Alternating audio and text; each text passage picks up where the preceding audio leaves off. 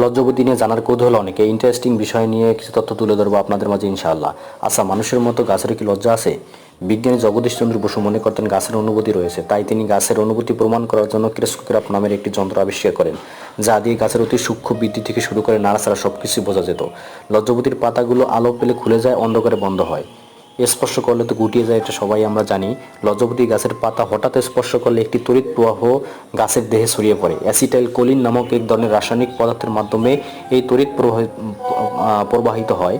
রাসায়নিক পদার্থটি খুব দ্রুত এক কোষ থেকে আরেক কোষে যেতে পারে, আর এর ভেতরে রয়েছে অনেক কোষগুলো পানি এবং খনিজ পদার্থে পরিপূর্ণ থাকে। রাসায়নিক পদার্থটির প্রভাবে পাতার গোড়ার ফোলা কোষ থেকে খনিজ লবণসমূহ পানি বের হয়ে আসে, আর যখনই পানি বের হয়ে আসে তখন পাতাটি চুপসে যায়, এবং চুপসে যাওয়ার পরে পরবর্তীতে লজ্জাবতীর কাণ্ড আর সোজা হতে পারে না, কাণ্ড নিচের দিকে নুয়ে পড়ে। এরকমের ইন্টারেস্টিং তথ্য জানতে আমাদের সাথে থাকতে পারেন। ধন্যবাদ সবাইকে।